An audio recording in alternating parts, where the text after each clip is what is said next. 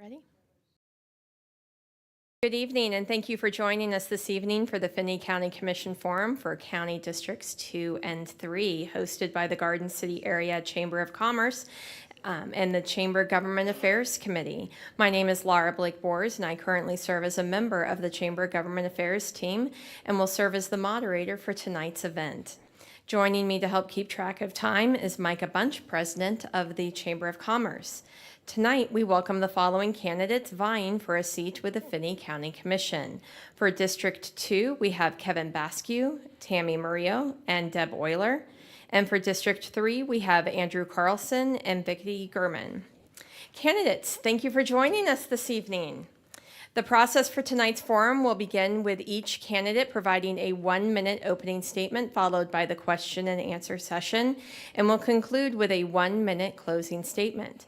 The order of candidate introductions was drawn at random. Each candidate will be allowed 90 seconds to respond to each question. This is a closed question forum. No rebuttal questions or answers will be permitted.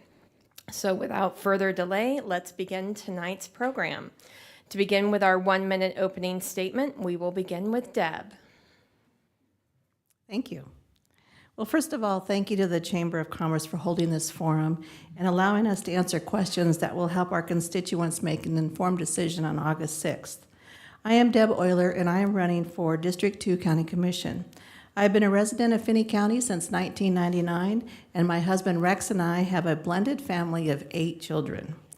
I am running to continue to make Finney County the regional hub of Western Kansas, and I believe that we need to work together with other taxing entities, with all of us rowing in the same direction, to meet the goals of housing, retail, industry, public safety, and transportation for our citizens. I was on the City Commission for 4 years, and last year I was the mayor of Garden City. I have made the hard and sometimes unpopular decisions on budgets, projects, ordinances, resolutions, etc., that had a direct impact on what makes Finney County a place to live, work, and raise a family. I have the experience, the knowledge, the passion, and the drive to be your county commissioner. Tammy. My name is Tammy Murillo. I am a 4th-generation Texan from Amarillo. I moved here to Garden City when I was 15 years old, and I've lived here ever since. I felt like Finney County was a safe and happy place to raise our family. My husband and I have been married 23 years. We have 4 children, 3 boys and 2 girls, 2 grandsons. I obtained my master's degree in social work with the University of Kansas. I'm a licensed specialized clinical social worker. I'm a traveling therapist. I contract with an office, and I visit with teens and children, adolescents and children. I am proud of the growth that our community has made, and I look forward to the future that Finney County holds. I have sat on many boards and committees at various points in my career, including the Juvenile Correctional Advisory Board, Community Corrections Board, Bachelor of Social Work for Fort Hays Cohort Advisory Committee, that's a mouthful, Kansas Early Childhood Mental Health Council, Garden City Police Department Citizens Police Academy, and the Sand and Sage Rifle and Pistol Club. My husband and I were Sunday school teachers for 2- and 3-year-olds. Kevin. Good evening. I'm Kevin Basque.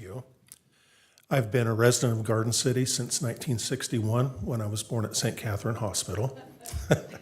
I've joined the sheriff's office in 1984 and worked there for 38 years, the last 25 years as Finney County Sheriff.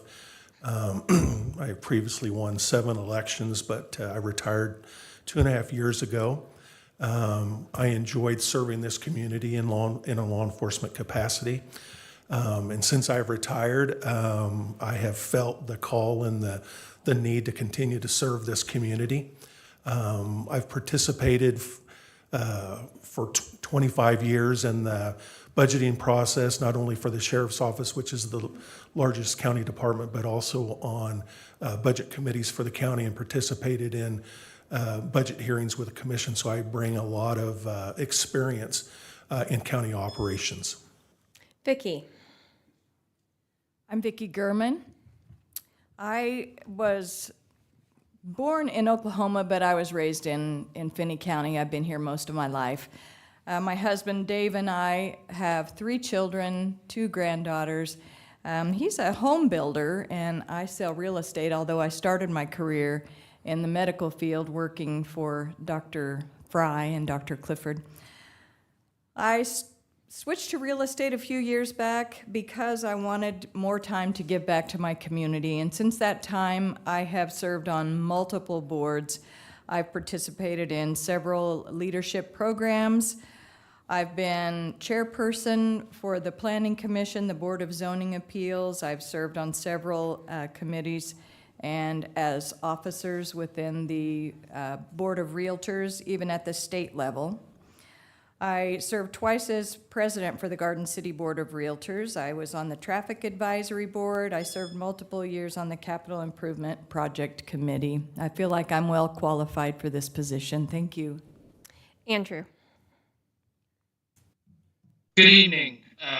Personally, I want to thank Micah with the chamber there and Dory at the clerk's office for making it possible for me to join by Zoom. I had a trip scheduled for about a year now, and when I found the date out, I was pretty disappointed I could not be there in person, but they were able to make this work. My name is Andrew Carlson. I am running for Finney County Commissioner in District 3. I have a small family, a young family, not small. I have a young family, I have four young children, and I understand the challenge it is to raise a young family here in Western Kansas.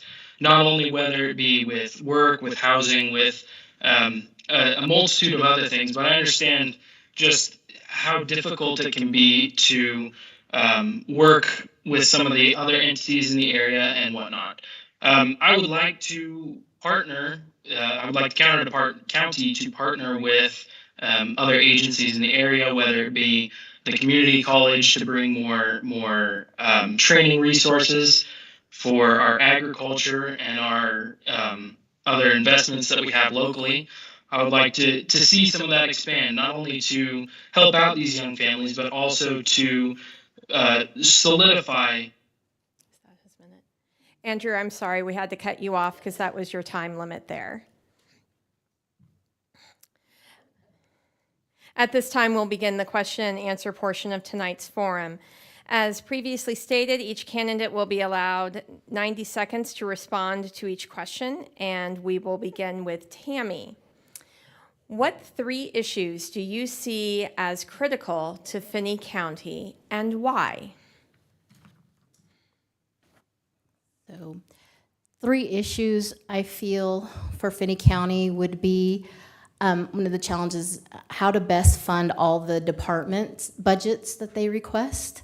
We're obligated to provide good facilities, salaries, medical insurance, raises, all of that for the individuals in the community. So I think it's important, and that's a challenge to be able to fund all of that the best that we can, to find the funds for that and appropriate the money and divide it all up. Another one is probably, I'd say, transportation issues. We're limited with some transportation in our community. And housing would be another issue, I think, that is a need for Finney County. Kevin. The very first thing that I'm most interested in is trying to find some type of property tax relief, even if that maybe has to be some type of coordinated effort with the state legislature to see if there's something that we can do, because being involved with the budgeting process all the years that I know that the county commission has done a great job in keeping the taxes as low as possible, but still maintaining county services. And so if we want to enhance those services, then we need to find a way that we can do it, maybe some other legislative resource. The second thing is coming from law enforcement and having that background, I have a very great interest and concern in public safety for our community. That involves, the the drugs and the overdoses and all those kind of things. And so I would like to do whatever I can as a commissioner to make sure that we enhance and continue our abilities to provide a safe community for Finney County. And I think the third thing is just seeing what we can do to retain our workforce, attract a new workforce, and the ones that we spend so much time and effort on hiring, seeing what we can do, but staying within the budget process of keeping those folks. Vicki? I feel like an urgent need right now is law enforcement center. I know that the commission has been working on that. That is a pretty desperate need, and I did spend some time going through that. Definitely need to figure out a way through that challenge. Also, sustainable housing, affordable or income-appropriate housing is a challenge, and I think that the entities within Finney County can come together and try to figure out a way to provide that. There's definitely a lot of need there. Also, maintaining a high level of performance for all of the county departments and being able to pay for those and still maintain a lower level of tax base. I know we all want that. Everybody, wants their property taxes to remain low, but we do have to provide the necessary services, and I think we need to hold ourselves to a high standard in providing those services. Andrew? So there's not a whole lot of major pressing issues. I think the former boards or former commissions and existing commission has done an excellent job at tackling these issues one at a time. Now, however, you always hear of the normal issues. Roads. Everybody complains about their dirt road going to their house, and that's a normal problem. One of the issues we have currently is we don't have a road superintendent. That needs to be resolved in order to keep the roads crew running as efficiently as properly as possible and staff it completely. The next thing I think is getting some of these training programs built in at the community college and other local businesses where we can bring in outside people to train and bring in revenue that way through tax dollars and whatnot, but also bring in a working class to train and to keep them here for longevity. The last one there is the law enforcement building. I toured it with Sheriff Warren about a month and a half ago. It's really in a state of disrepair, and it's going to be a major issue. And the other thing there with the law enforcement is the staffing shortage. They're always needing help. They always need more deputies and more staff, and I think that needs to be addressed soon. Deb? So I think the first one is responsible budgeting and making sure that we are being good stewards of the county's tax dollars. Making or keeping the mill levy rate flat or lowering it sounds good, but it's not always what is manageable and what is being fiduciary responsible. Sometimes those decisions have to be made to make sure that we're covering those core government functions, but at the same time making sure that it's a realistic budget so that we can ensure that things like hiring and retaining employees is a priority, and making sure that we can create this culture where people really do want to work here. And I think just about every department is short-staffed. I know a lot of them are not being paid what they need to be paid in order to be retained. And so I think the budget is certainly a critical one. The next one is the LEC. I also had an opportunity to tour that with the undersheriff.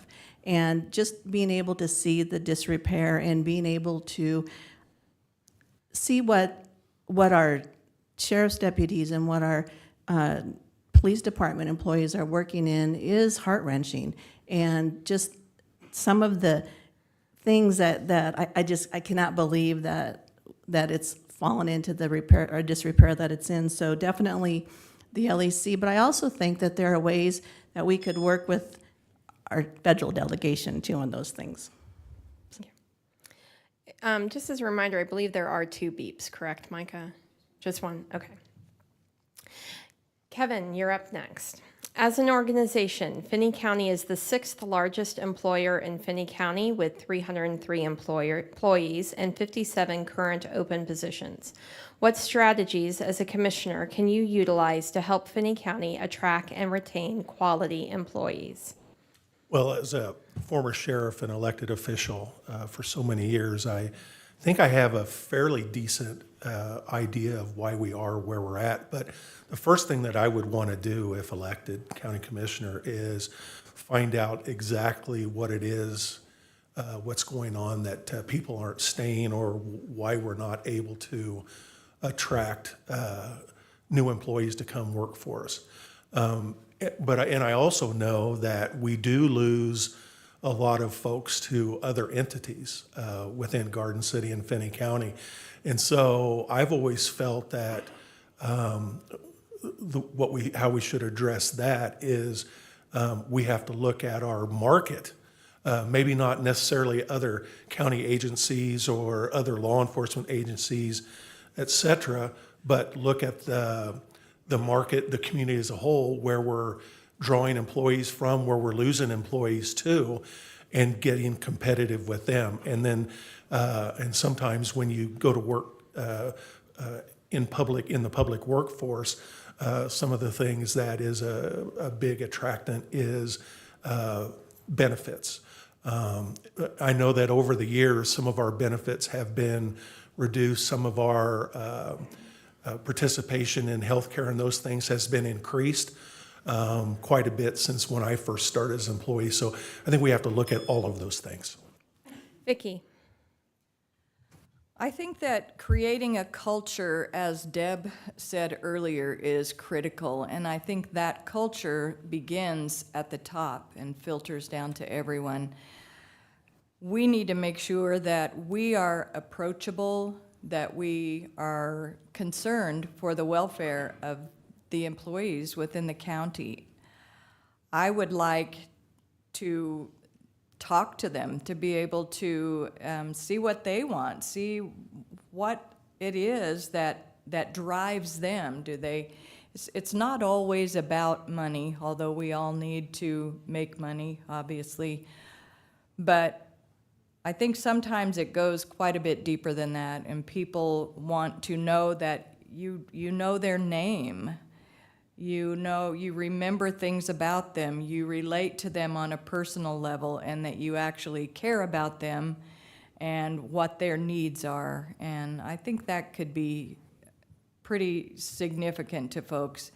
But certainly we need to be fiscally responsible as well, but make sure that we are taking care of them financially so that they're not just leaving for the job that pays $1 more an hour. So,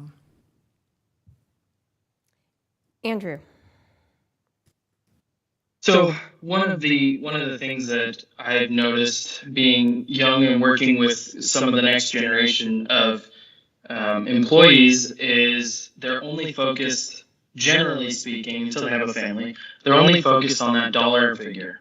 One of the main issues I believe that the county has is, while they may not pay top dollar, when you add in all the benefits and the other additives there that can be taken advantage of by an employee, it really does end up to be top dollar. And I think that training and those numbers need to be put out there for some of these young families, some of these young upcoming workers that know they want a good job, that know they want to stay somewhere for a while. They need to understand what all those benefits completely pan out to.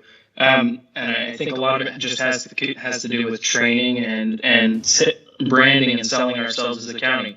As far as retaining them, I think once, as Vicki just pointed out, once you get them there and get them on board, that culture, each department head, has to build that culture in each department.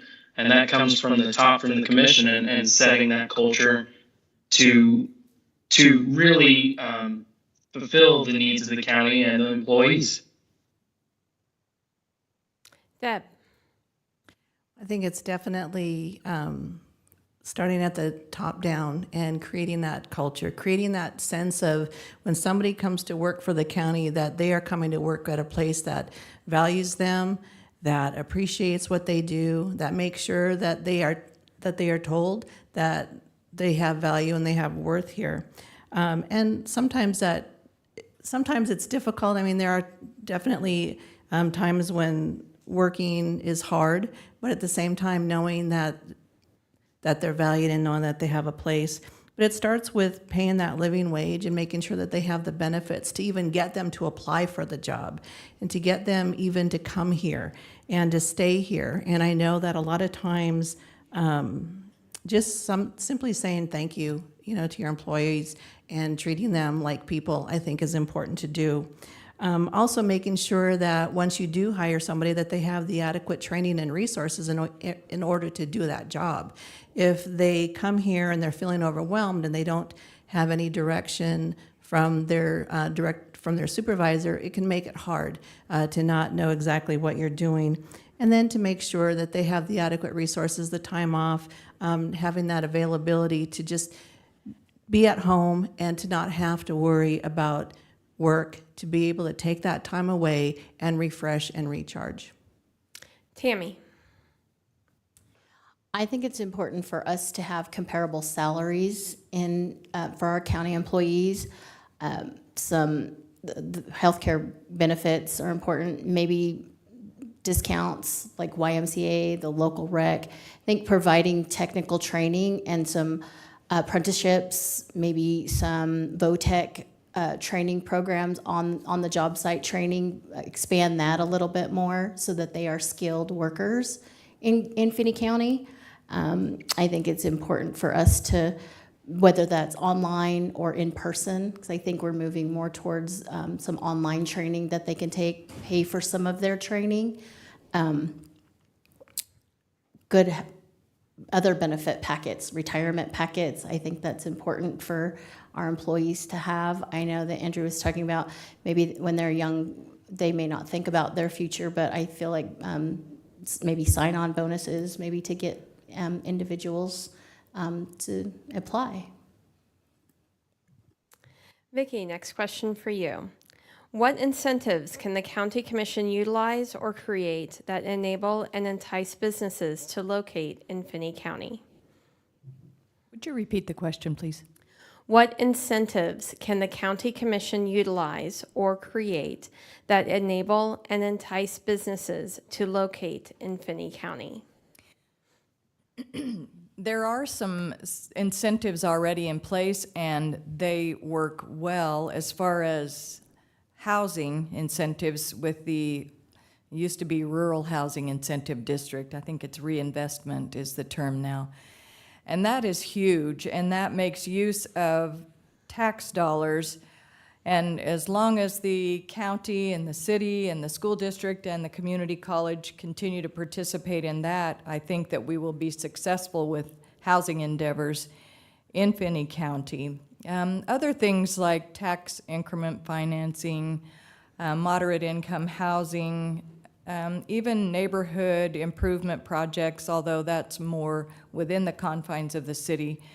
There's a lot of programs like that would, I believe, help to incentivize people to relocate to the area and certainly incentivize developers to continue to provide housing and infrastructure, which is definitely needed. I think there are programs available at the state level and at the federal level that we could possibly tap into for some of that, but certainly some things that we can do locally as well. Andrew. Incentives, they're a useful tool to increase expansion in Finney County.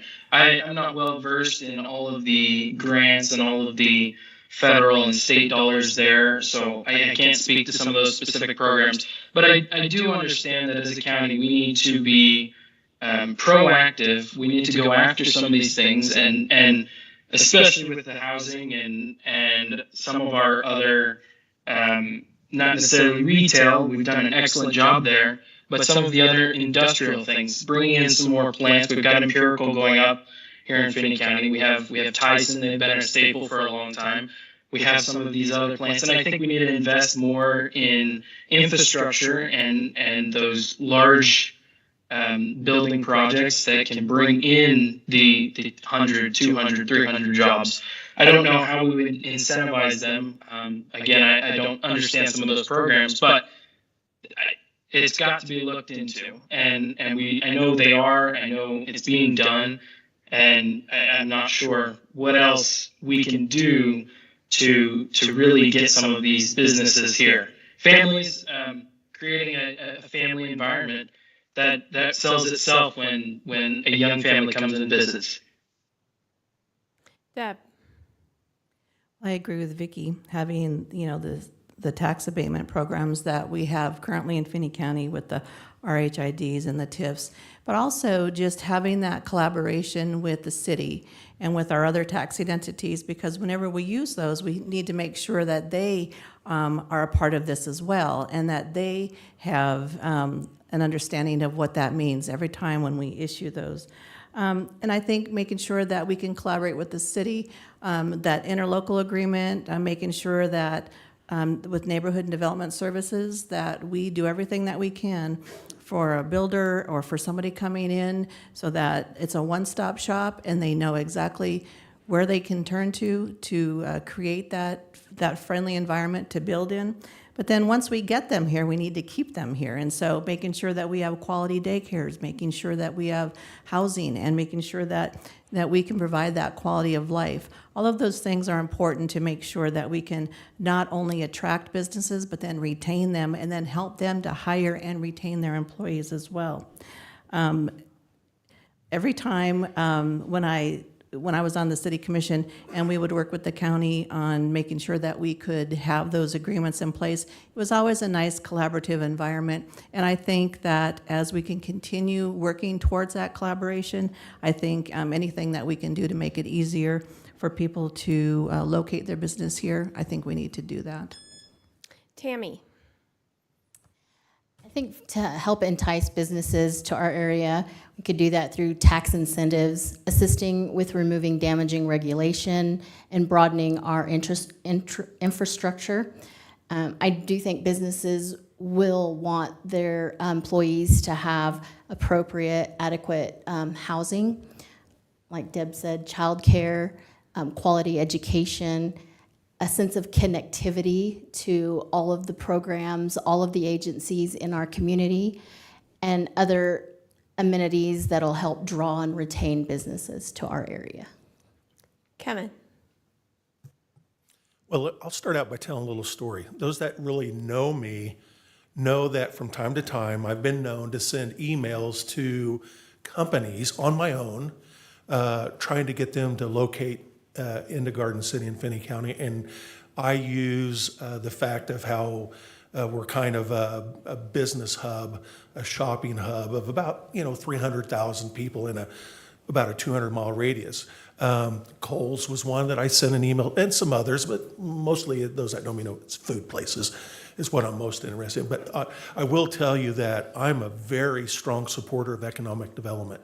I know that, and if I'm elected a county commissioner, I will continue to be a very strong supporter and pusher of making sure that we're very strong in economic development, and that businesses that we try to attract know that the governmental entities here, that we're very supportive of that as a group.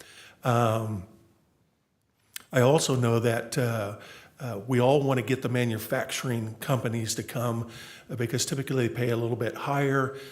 Maybe we might be able to attract some outside workforce to come in to do that. That also has a secondary cause and effect when we do that, because they may have a spouse or children then that can also then go into the workforce, because we're all looking for employees now. So I will be a very strong supporter of economic development.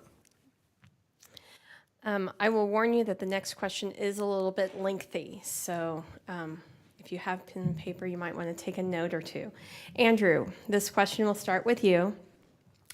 Current building issues at the Law Enforcement Center, or the LEC, have forced the city to provide notice to terminate the lease contract with the county in order to vacate in 2025. In addition to the LEC, the EMS building, the health department, and the county attorney's office are in need of millions of dollars in repairs. As a commissioner, what will you do to ensure building maintenance is made a priority in future years? And how will you address the relationship between the city and the county regarding the LEC? And finally, what would your prioritization of these projects be? And before you get started, I would probably have an objection if I were in court for that being so many questions all at once. So I apologize, Andrew. Yeah, that's a long one. Firstly, I think it's disappointing to see that we've gotten to the point where the city feels the need to pull the police department out of that building as well as whatever else they have in there. It's again, I toured it. It's in a state of disrepair. I don't know if it's fixable to use for what its intended purpose is, or what that would entail. But as far as some of the other buildings, I think it needs to be on the docket there. It needs to be front and center. You have some of those other, the county attorney's office and whatnot. I was just in the clerk's office there when I filed to run, and it was 85 degrees in the building, and they said, "Oh yeah, we haven't had AC for a year." And I couldn't believe it. Some of those projects just dragged on. So I don't know how we would go about really pushing these projects forward. You got to find funding for it. You gotta find a contractor that's willing to take it on, and all of that. But they have to be front and center. We have to be talking about them. We have to be telling the public, hey, listen, these are huge needs. They're going to be expensive, but we got to do it at some point. And that's just how it's got to be. And at some point in time, we have to understand that. Deb. I'd ask you to repeat that question, but I know it'll probably take a minute and a half, but so I'll answer it the best that I can in the time that I have.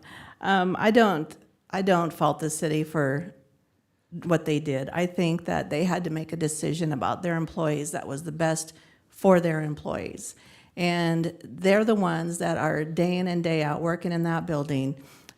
Sometimes they have to deal with things that come onto their desk that shouldn't from the ceiling, not necessarily clear water.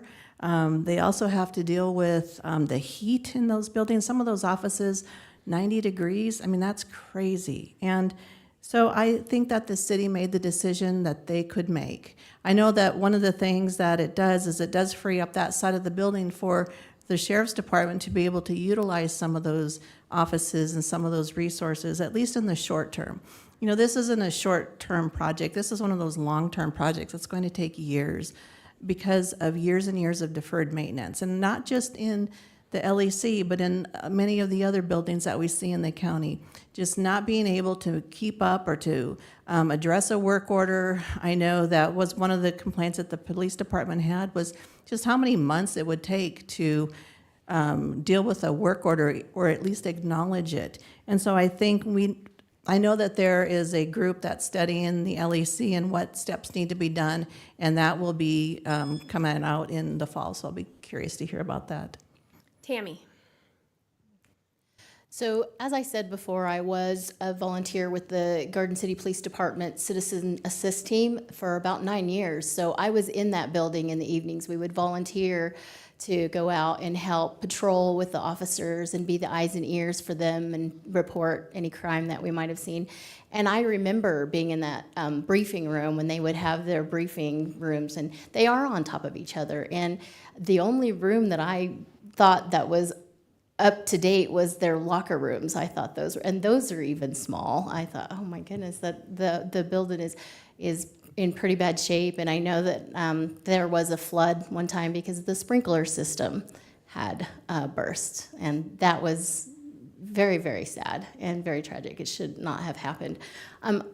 We have had, when I said we had growth in the community, I remember at one time corrections was on Main Street and path was clear over off by the Finney County Health Department. I have faith that we can move in the right direction with getting a jail that we need for our employees of Finney County where they can work in better conditions. And now we have the building where corrections is and JDC, they're together. So I'm very optimistic that our community can move in the right direction and do what we need to do for the employees of Finney County. Kevin. These are issues or topics that I'm very well versed on, being involved with that building for 38 years, 2 years after the original building was built, and then I was a part of the expansion project. I was the sheriff at the time that we planned that and developed that. I can tell you that I'm not surprised that the police department has decided to leave. The issues that are happening over there on their side also happen on the sheriff's office side.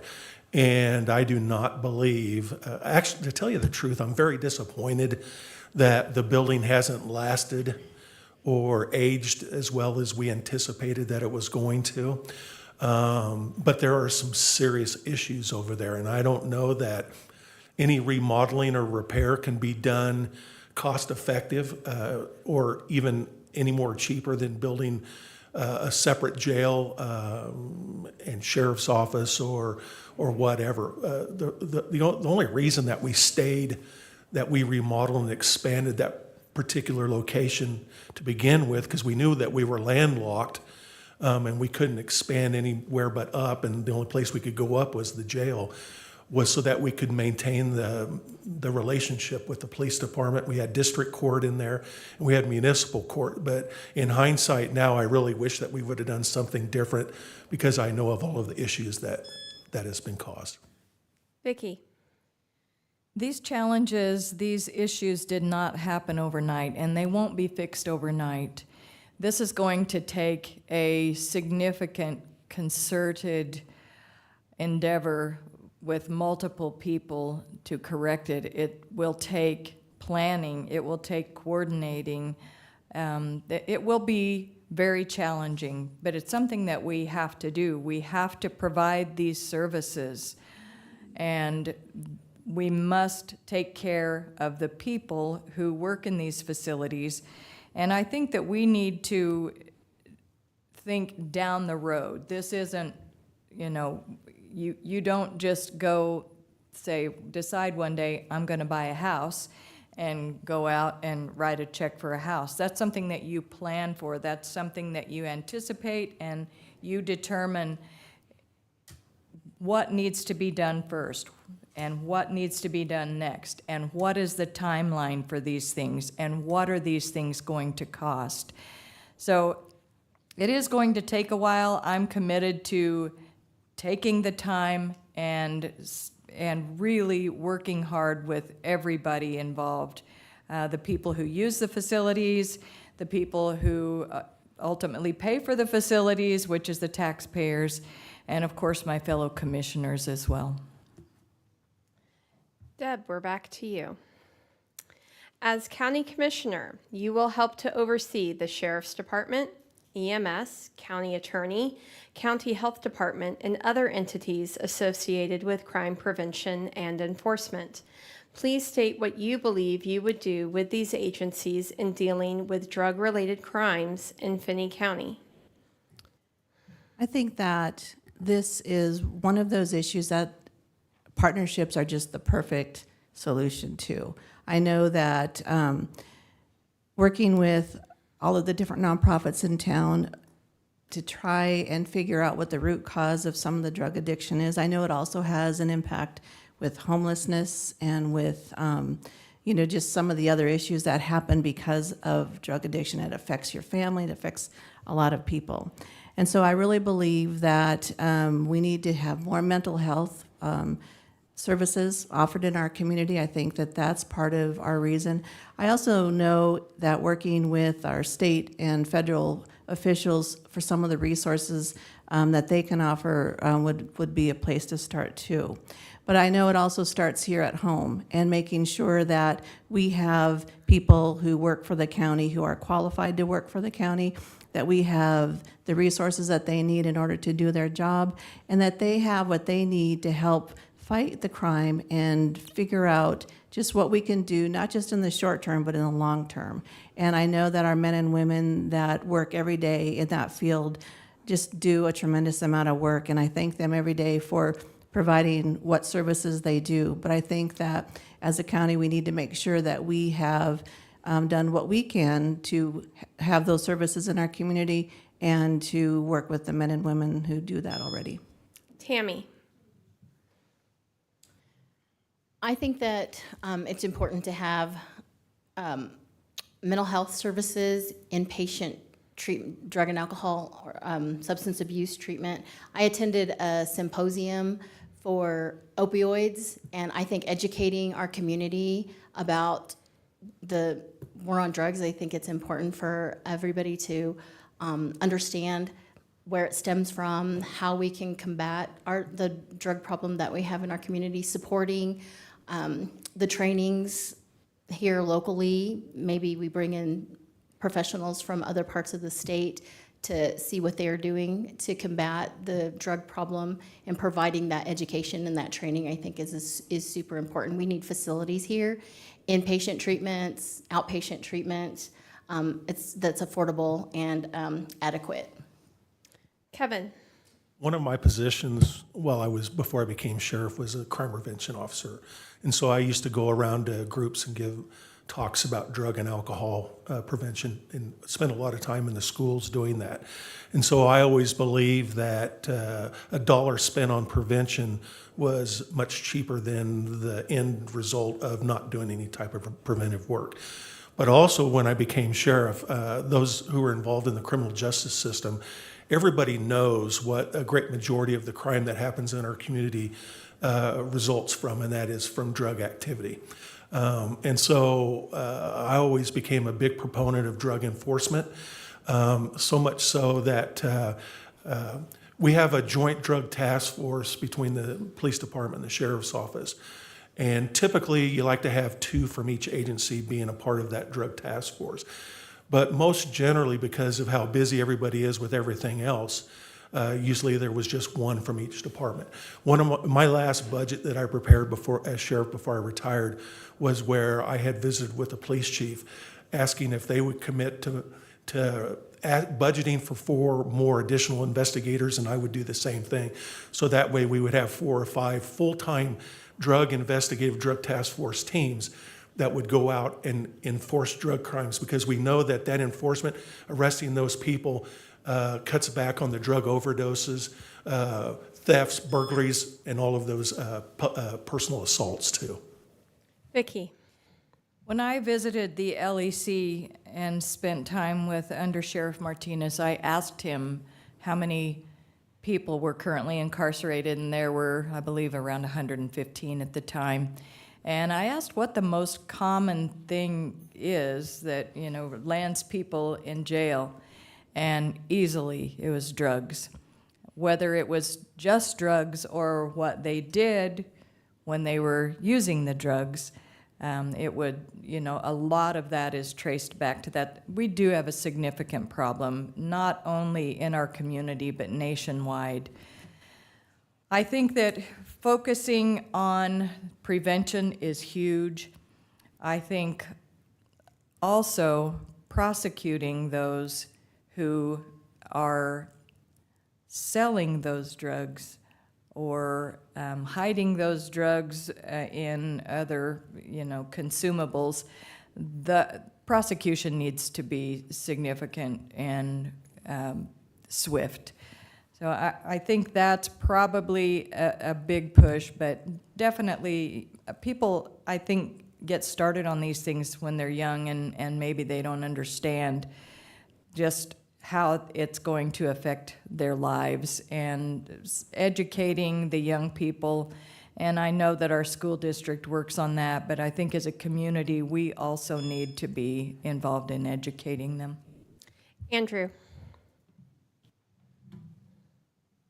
While I'm sympathetic to the we need to educate viewpoint, I really do think we're past that point now. I'm old enough to remember growing up that while you didn't see it as much, it wasn't talked about. Nobody, we all knew it was kind of there, but nobody really talked about it. Now you go to the Garden City Police Department's Facebook page, and every third arrest they make is drug related. It's everywhere. I think I agree with Vicky there on the last point there. You have to empower your law enforcement to really go after and get the source of the drugs, and then empower your prosecuting attorney to put these people away. At some point in time, once you get the source, there are going to be other sources, but we want to create Finney County and we want to make Finney County a dead zone for drugs. We do not want them here. We want them gone, and we want to be able to get them out of our community. They are a problem. I'm up for whatever it takes. I'm up for working with the sheriff. I'm up for working with the police department. I'm up for working with the EMS on what they need to respond to some of the emergency calls and all that, but we have to be strict on it, and we have to come down hard. Tammy, what measures are you in favor of to help immigrants obtain the appropriate documentation to help them live and work in our community?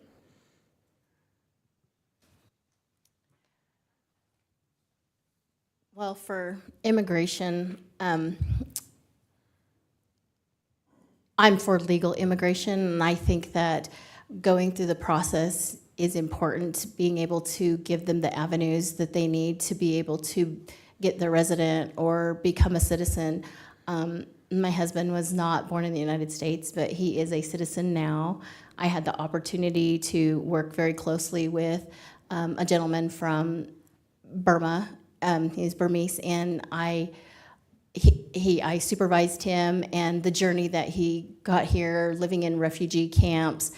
It was quite a story, and just to be able to provide him with employment, he was very appreciative. He was very grateful. Just opportunities to be able to work and live here in Finney County and do that legally. I think that's important. Kevin? There has been a few occasions where, as sheriff, I was able to assist some folks in our community with being able to obtain documentation where they could, get driver's license or get employment, because they were productive citizens of our community, and those are the folks that we want to stay here. And some of those folks were helping out law enforcement because they wanted this community to be as safe as everybody else. So I have had some experience in doing that. So I would continue to advocate on behalf of folks that are here where they can legally be here, but if there's documentation or things that they need to be able to get to work with state legislators to see if there's something that could be done.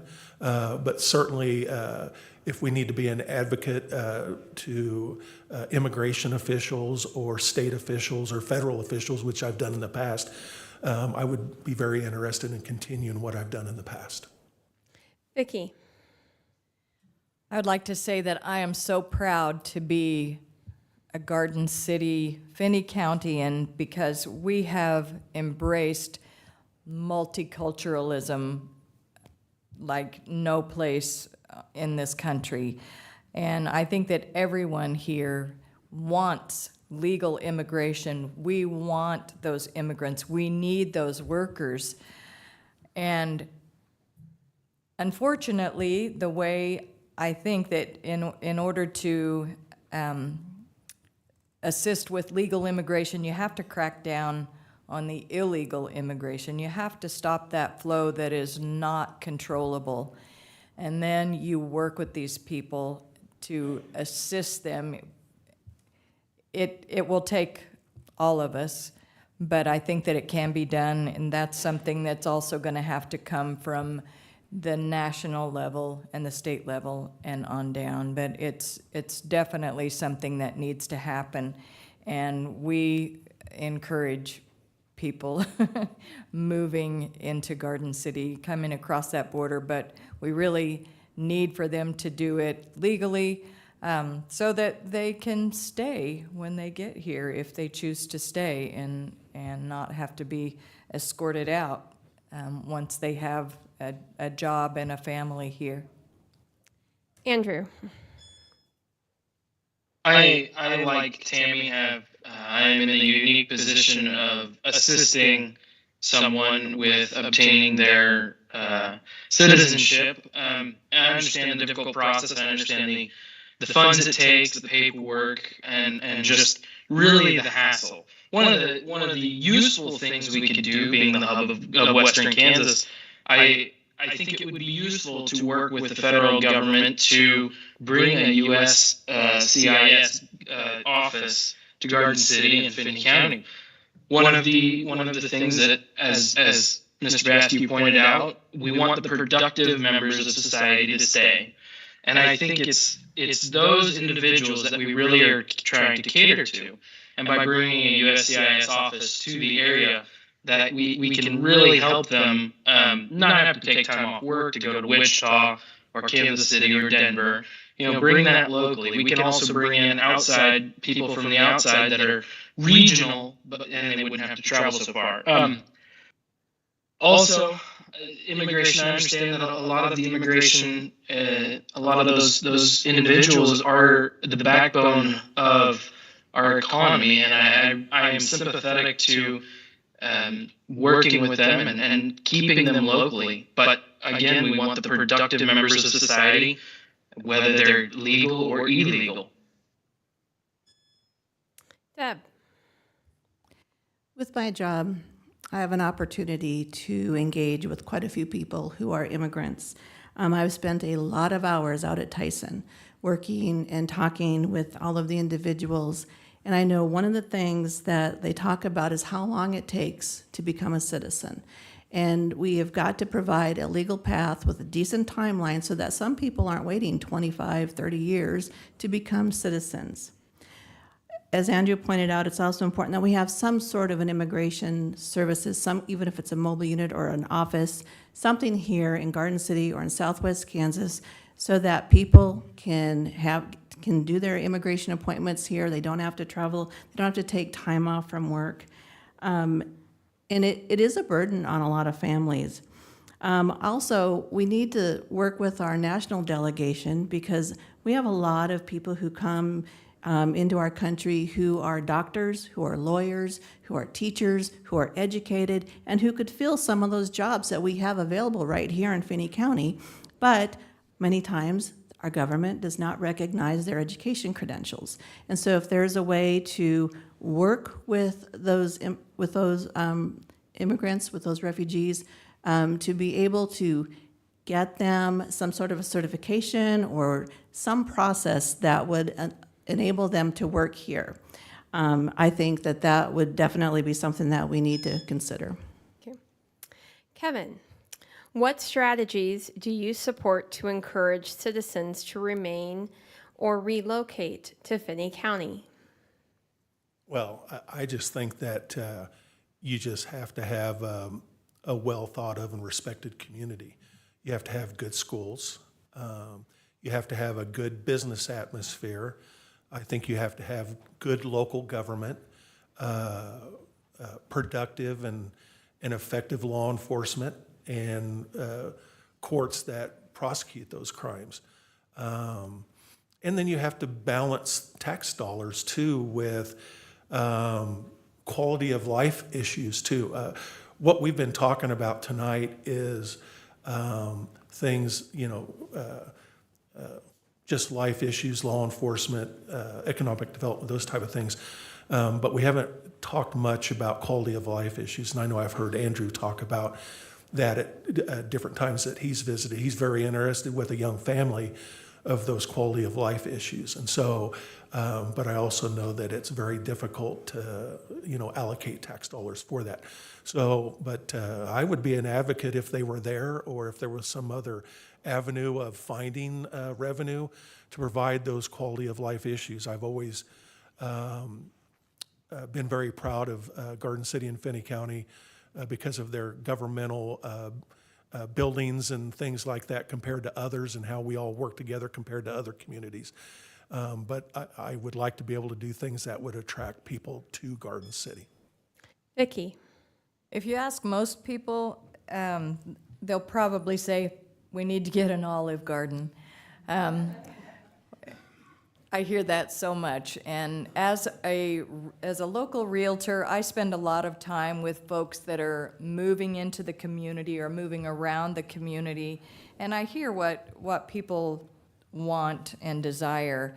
But honestly, I have to tell you that I have watched Finney County Economic Development over the years methodically plan out how this town can grow and thrive and prosper. And I think it has worked very well for us. And I think part of the reason it works so well is because Garden City and Finney County and the city of Holcomb have worked so well together over the years. And we have had leaders in this community who were dedicated to making sure that this community thrives. And I think we need to carry that forward. And, maybe someday we'll have an Olive Garden or the things that people want, but I can tell you what we do have. We have better child care, we have industry, we have new businesses, we have so many people were bursting at the seams, and those are good things. A community that's not growing is dying, and I really feel like we do need to maintain that partnership with economic development. Andrew?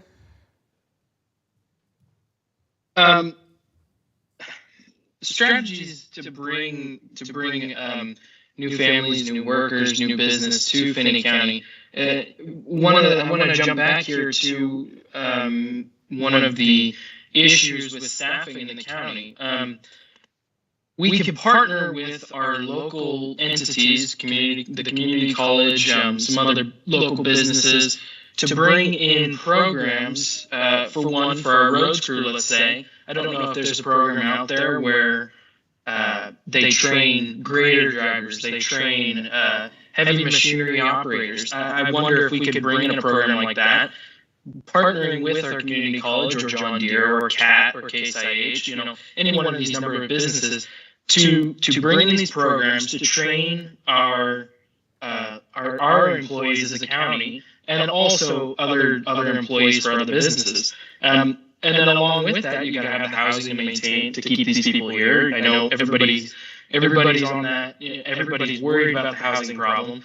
You do that, you have childcare issues. Everybody's got children. And then the other thing is our churches. We have an excellent church cooperation here. I know people that go to all different sorts of churches. And I think that is one of the backbones of our local community and making those thrive.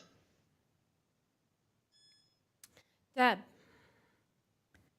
I know whenever I talk with families about coming to Garden City, one of the things I always talk to them about is how easy it is to get engaged with your community. There are ways to get engaged civically through different committees and different advisory boards.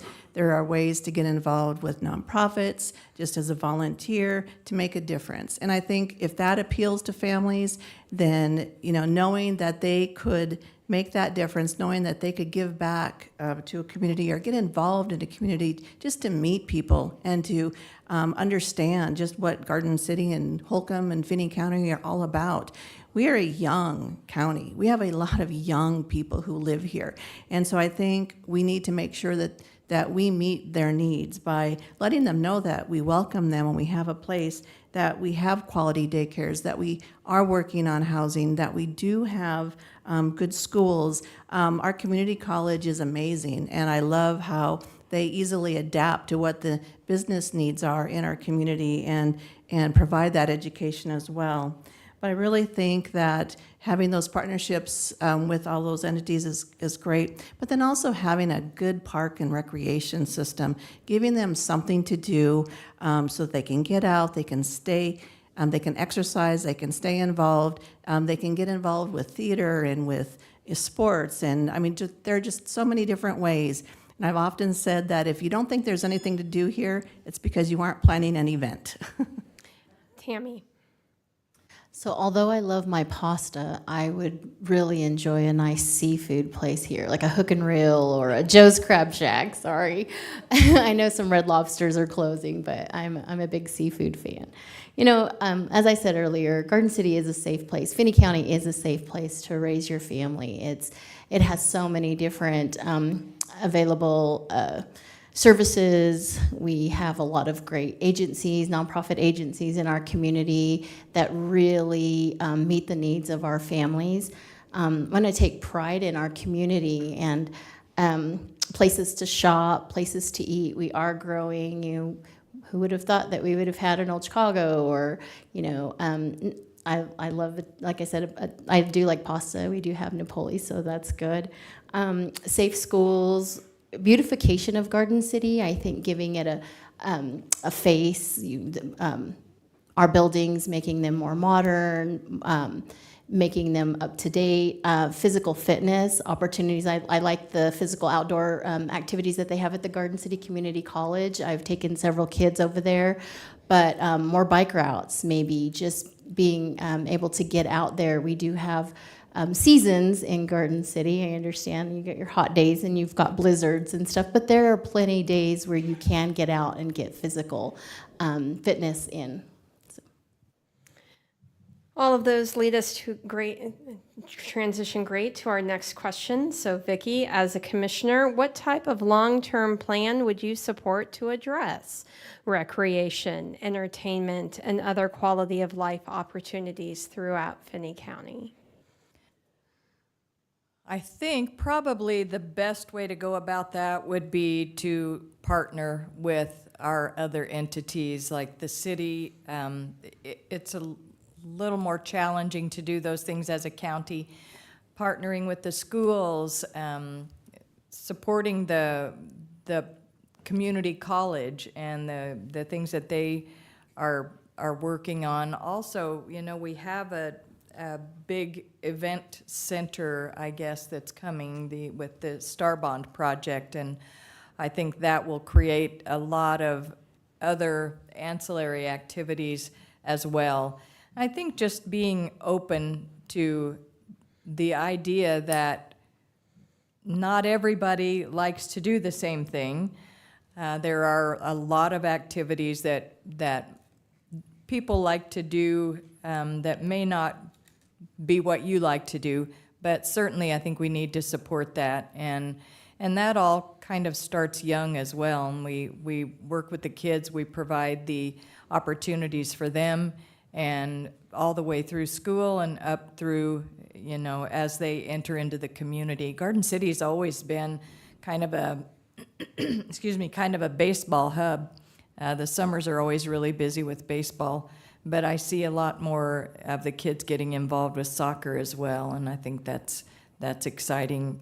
If Shannon Dick gets his way, it'll be hockey. Andrew.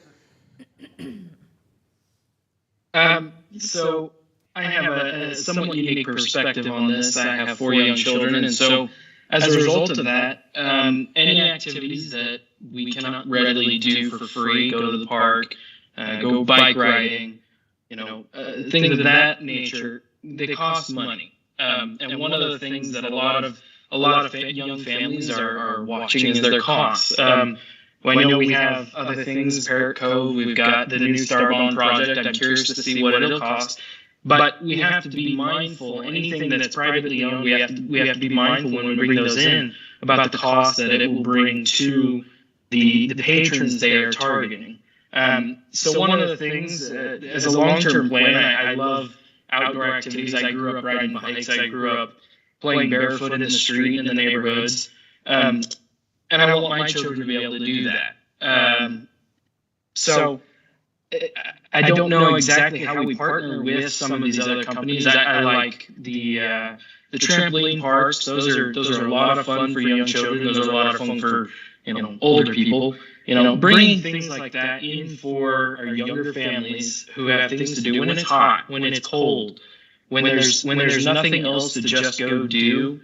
Those are unique opportunities, and I don't know what we do to bring those to Garden City and Finney County, but we really do need to address that. Deb. I think maintaining the partnerships that we have with Garden City and Holcomb is really important to make sure that if they have a request of the county, that we can help meet those needs. I know with having Sports of the World and some of the other facilities that are being planned here, that will definitely add. But I think, I don't remember which one said that not every family is into sports. I mean, you have to make sure that you have something for everybody. And having the new Southeast Community Park is going to be great. They have big plans for, having the outdoor venues and being able to, go to concerts and watch films outside. But I think from a facilities perspective, from the county's perspective, looking at our facilities that could help with the recreation or with some of those activities, making sure that the exhibition building is updated and making sure that the parking lot is fixed and maintaining some of the properties that we have. I know that we have, there's Wildwood Park, and I don't know where that's at, but I think trying to maybe go back and take care of what we have to make sure that families have some of those opportunities. But then also thinking about things like esports leagues and putting together a youth advisory council so that kids can also advise the county on some of the needs that they have. Tammy. I know a long time ago, many of you probably remember the Fun Center. There was stuff for the whole family to do. I think bringing something like that long-term where they could have discount nights or employees provide coupons for families so it is affordable, so it doesn't cost so much money for families. We had a skating rink at one time, which was awesome. And I know that that's a risk or a liability, but other larger communities have that. Like Andrew said, the trampoline park, different arts. I think that would be good for, we have a great art center, I know that we do, but maybe getting some entertainment that's affordable for family here long term. Kevin. Well, realistically, the county historically has not been involved much in these type of issues. Things like the zoo and the swimming pool and the skateboard park and things like that. I think that most people realize that the city has been involved in those particular type of issues, and Holcomb has been involved in those type of issues, providing that type of entertainment to our community. However, one thing that I've noticed with this group of commission candidates is everybody seems to be pretty progressive as far as thinking about those type of issues. But something that I would be more interested in, where the public or the private entities have brought in some of the different things, but our zoo is one of the top tourist attractions in the state. Maybe if the county and the city work together to provide some additional funding, maybe we might be able to expand the zoo, which would bring in tourists, which is dollars that are spent here in our community. Maybe I know being a youth league coach and a president of a baseball association that youth league softball and baseball tournaments, as well as basketball and soccer and all that, can bring in a lot of participants from outside of our county to spend tax dollars here. And so maybe a little investment up front by the city and county might enhance that in the future.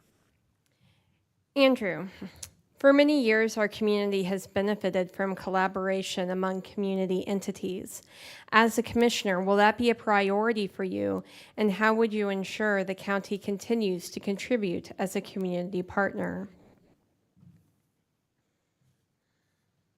The county has Yes, the county has worked with a lot of entities locally. Again, I would go back to my point there, working with the community college and then other larger businesses that would have a stake in training new employees and in bringing in outside people from the area. You know, it doesn't have to be just Garden City. It could be regional. We could draw in some of these employees from Ford County, from Seward County, from Gray County. We could draw those employees in and train them, and have a training program where, at the end of the day, tax dollars are spent here in Finney County, and that's all in partnership with our local larger businesses, our community college, and I think that would be useful. So, short answer, yes, we have to partner with our local entities that are not government agencies. How that works exactly, it really depends on the situation, but if you're not doing that, you're not doing something right at the end of the day. Deb? Oh, I think it has to be a priority. I think we all have to row in the same direction. And the way that we do that is, as a county, we be a good partner, and we be that leader. Grammatically makes no sense, but we should be that community, the county leader, and help our entities sort of, continue to collaborate. I know that our community is thriving, I think, because of it. And when you travel or work in other communities, you can see that collaboration isn't always a priority, but I think it is, and I think it can still be here in Finney County. And I think that it starts with us being good partners. I think it starts with us listening to what some of those community needs are.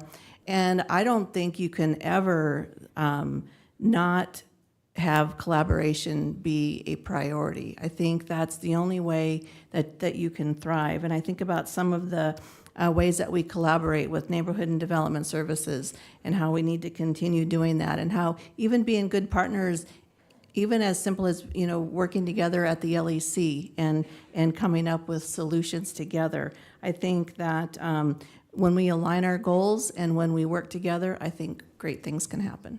Tammy? Most definitely. I think collaborating with other entities is important, and it is a priority.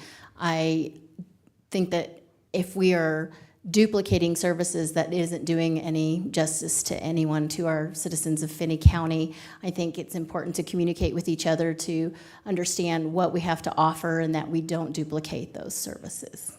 Kevin? Have you ever seen a community, city and a county, where they did not work together? I have. Not here, but I have seen that in other communities around the state. Are they very well thought of? No. But I do not believe that Garden City and Finney County have that reputation. As a matter of fact, we have the exact opposite,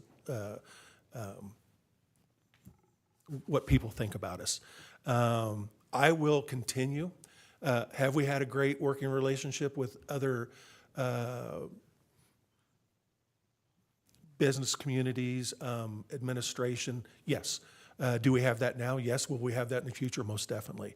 If I'm elected as a county commissioner, I will make sure that we strive to improve those working relationships with other governmental agencies, with businesses. And one of the things, like at the sheriff's office, one of the things that we were greatly involved with was emergency preparedness. Well, with emergency preparedness, you have to develop relationships, not with other governmental agencies, but with businesses, big businesses like Tyson, Sunflower, the new businesses out east of town. And so you have to work very hard to maintain those relationships. And we do a great job. And I'm excited about continuing that. Vicki? Collaboration is vital. It becomes unaffordable not to collaborate, not to work together. I think it's huge. And like Kevin said, in Garden City, Finney County, Holcomb, we've always been good about working together. And I think continuing that is definitely top priority, but also collaborating with other entities within the community, because there is a lot of input, a lot of other things that we could achieve by getting more people into the mix. So absolutely, I think it's critical that we work with others and continue to promote that spirit of let's do this together. We can grow Garden City. We can make Garden City amazing. When people come into this community and I take them on community tours, they are just like, I can't believe how beautiful your community is and how many things you have to offer. Why is that? And I always tell them it's because we had such a forward-thinking city governance, county governance, economic development, and all these entities working together. Now we're going to go into the surprise lightning round. No, I'm kidding. Take a breath. Last question, starting with Deb. What do you believe is the role of a county commissioner? How will you ensure transparency and accountability in your public service to build trust? I think anyone who knows me knows that transparency and accountability are two of the greatest tentpoles that you can have as an individual. I have served as an executive director for 2 different nonprofits, and I think in both of those situations, it was because of my transparency and accountability that made me the leader that I am today. And I think the same is true with county government and with city government. If you're not transparent, if people can't trust you, then why are you here? And I think that is something that as a commission, we need to make sure that people trust who we are, that we steadfast, or that we, when we make a decision, that we stick with it, and that if we don't do something right, that we are accountable for our actions. But I think the biggest thing is listening to people, visiting with people, and ensuring that when we say we're going to do something, we're going to do it. Tammy. I think we, as county commissioners, if I am elected, would be a custodian of the public's assets. I would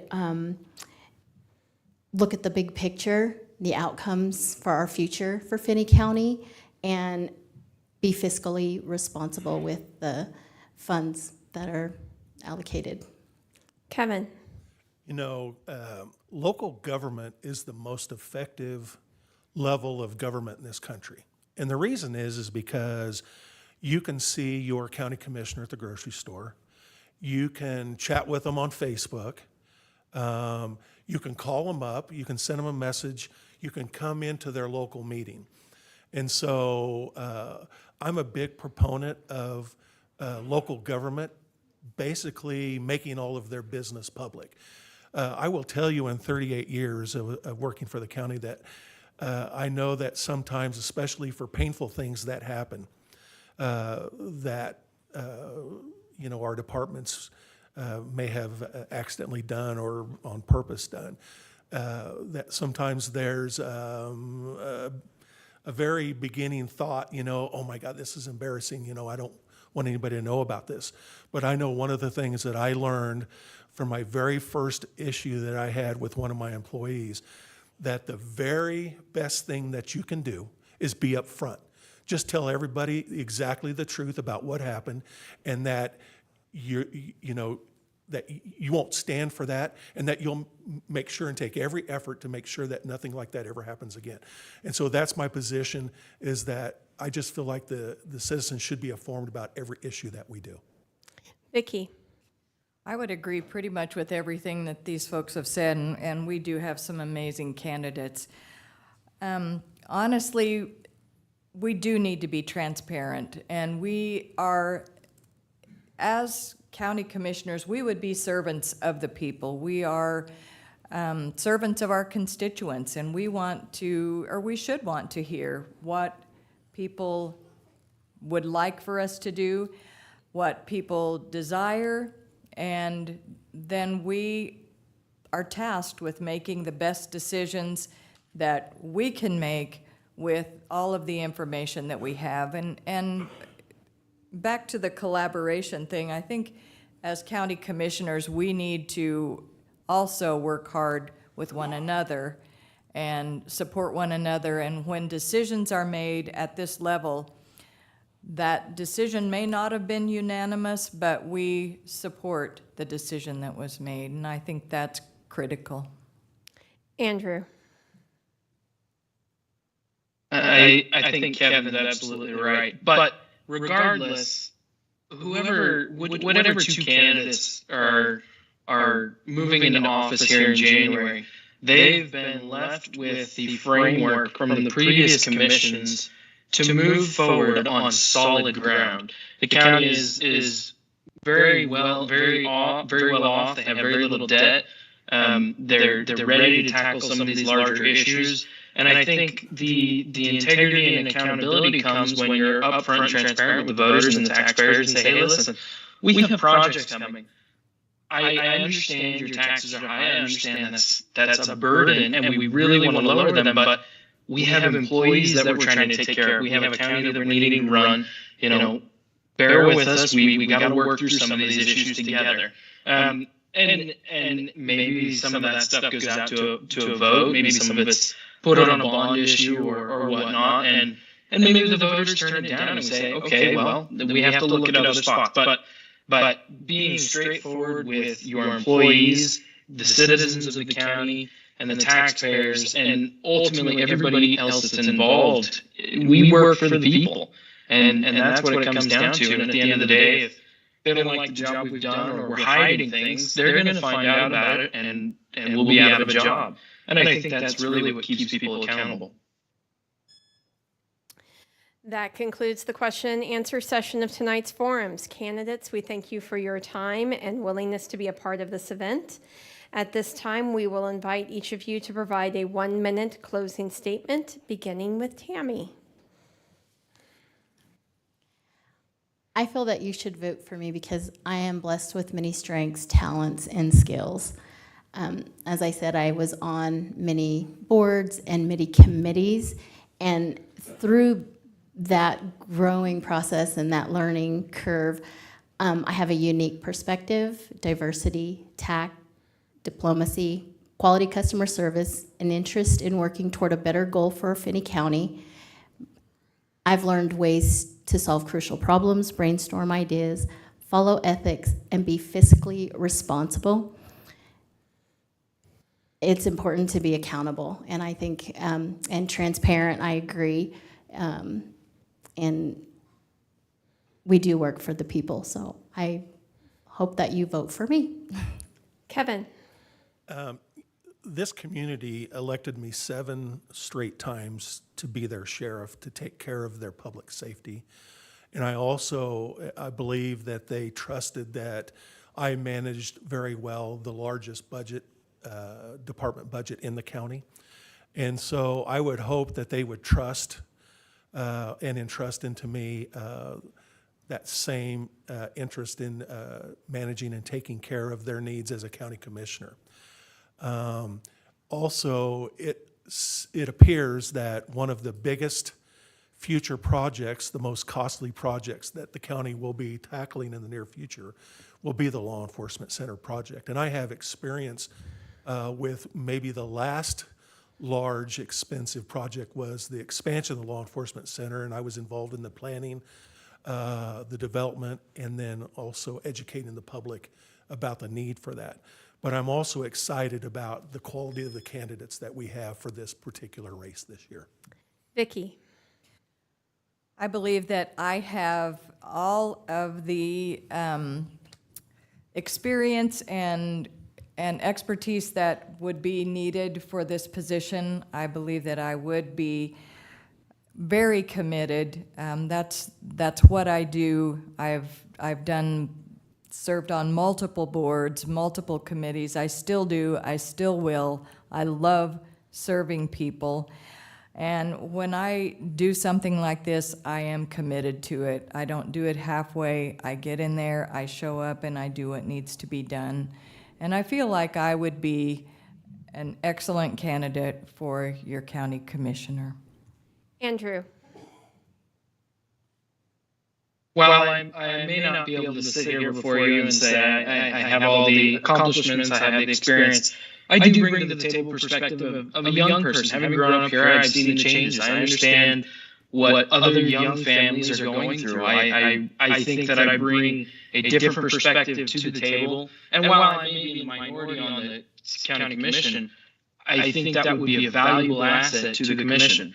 My heart is for the young families. My heart is for for carrying the torch that the commission had, the previous commissions have left, and carrying that torch and being able to pass it to the next generation and say, hey, listen, we were given a great situation. Now it's your turn. It's time to take this great situation and move on. And that's what I'm for. I'm for moving forward in a unified position, and that's why I'd like you to vote for me. Thank you. Deb. So I have the experience with local governance. I was on the city commission for 4 years. I was the mayor last year. I have the state, the national, and the local relationships that I can bring to the county commission. I have made those hard and sometimes not popular decisions on budgets, projects, ordinances, all of those things that impact a community, can impact the growth of the community. Sometimes they're not popular decisions, but you have to be able to make those hard decisions. And moving forward and looking at the decisions that will need to be made with the budget, with some of the building projects that we have coming up, you're going to need somebody who has that experience. Ultimately, though, it is really about being a servant, and it's about giving back to the citizens of Finney County who have entrusted us with their vote. I hope that on August 6th that you vote for me, and I will do what I can to make Finney County a great place to live, work, and raise a family. Ladies and gentlemen, please join me in thanking our candidates for their time.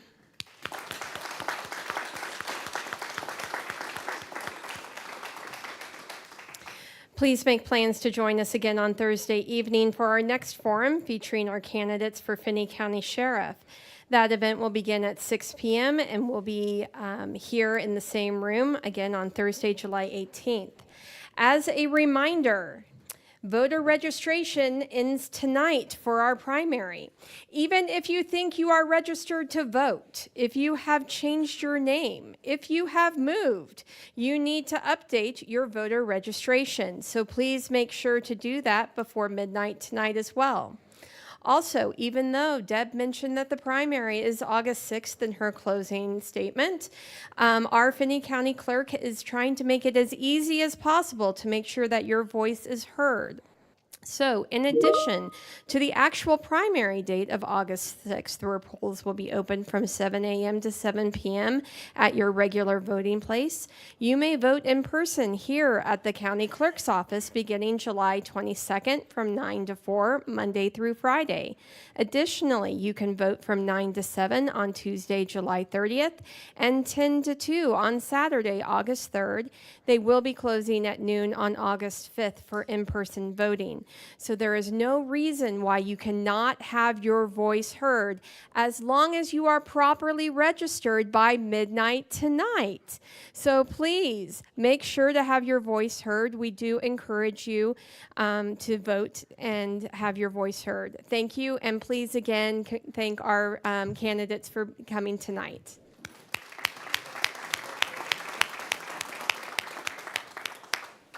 Thank you all.